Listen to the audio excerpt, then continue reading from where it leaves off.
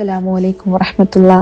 പരിശുദ്ധ ഇസ്ലാമിലെ പഞ്ചസ്തംഭങ്ങളിൽ ഒന്നായ സക്കാത്ത് ഒരു വിശ്വാസിയുടെ ജീവിതത്തിൽ അത്യന്തം പ്രധാനപ്പെട്ട ഒരു ആരാധനയാണ്. നമ്മുടെ കൈവശമുള്ള ധനത്തിന്റെ പരമമായ ഉടമസ്ഥൻ അള്ളാഹുവാണ് എന്നതാണ് ഒരു വിശ്വാസിയുടെ അടിസ്ഥാനപരമായ ബോധ്യം.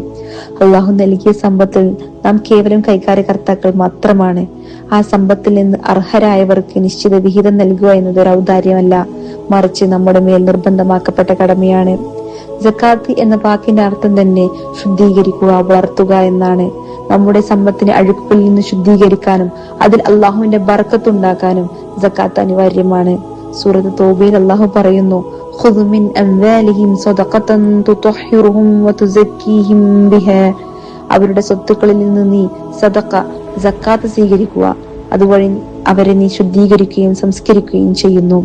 നമസ്കാരം പോലെ അതിപ്രധാനമായ സ്ഥാനമാണ് ഇസ്ലാമിക കർമ്മ പദ്ധതിയിൽ സക്കാത്തിനുള്ളത്. ഖുർആനിൽ പല സ്ഥലങ്ങളിലും നമസ്കാരവും സക്കാത്തും തുല്യ പ്രാധാന്യത്തോടെ ഒന്നിച്ചു പറഞ്ഞിരിക്കുന്നതായി കാണാം. ശരീരം കൊണ്ട് നിർവഹിക്കേണ്ട ആരാധനകളിൽ ഏറ്റവും പ്രധാന നമസ്കാരമാണെങ്കിൽ സമ്പത്ത് കൊണ്ട് നിർവഹിക്കേണ്ട ഏറ്റവും പ്രധാനപ്പെട്ട ആരാധനയാണ് സക്കാത്ത്. സമ്പത്ത് സമ്പന്നരിൽ മാത്രം കറങ്ങി തിരിയുന്ന അവസ്ഥ ഇല്ലാതാക്കാൻ സക്കാത്ത് സഹായിക്കുന്നു. ഇത് സമൂഹത്തിലെ ദരിദ്രരും ധനികരും തമ്മിലുള്ള അകലം കുറയ്ക്കുന്നു. അസൂയക്കും വിദ്വേഷത്തിനും പകരം സ്നേഹത്തിന്റെയും സഹവർത്തത്തിന്റെയും അന്തരീക്ഷം സൃഷ്ടിക്കാൻ സക്കാത്തിലൂടെ സാധിക്കുന്നു. 5 നേരം നമസ്കരിക്കുന്ന പലരും സക്കാത്തിന്റെ കാര്യത്തിൽ അലംഭാവം കാണിക്കുന്നതായി കാണാം. സക്കാത്ത് നൽകുന്നവരിൽ പോലും കൃത്യമായ കണക്കെടുപ്പ് നടത്താതെയും ശരിയായ അർഹർക്ക് നൽകാതെയും പോകുന്ന അവസ്ഥയുണ്ട്.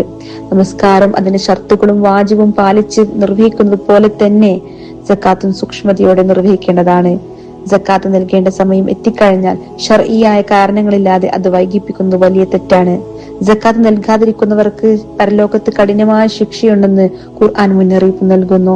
നാം സ്വരൂപിച്ചു വെക്കുന്ന സ്വർണവും വെള്ളിയും നരകത്തിൽ പഴിപ്പിച്ച് ശരീരത്തിൽ പതിപ്പിക്കുന്ന ആ ദിവസത്തെക്കുറിച്ച് നാം ഭയപ്പെടേണ്ടതുണ്ട്. അതുകൊണ്ട് സക്കാത്ത് കൃത്യമായി കണക്കാക്കി അതിന്റെ അവകാശികൾക്ക് നൽകാൻ നാം തയ്യാറാണ്. അത് നമ്മുടെ സമ്പത്തിനൊരു കാവലാകട്ടെ, സമൂഹത്തിനൊരു തണലാകട്ടെ, പരലോകത്ത് നമുക്കത് രക്ഷയാകട്ടെ. ആമീൻ. അസ്സലാമു അലൈക്കും.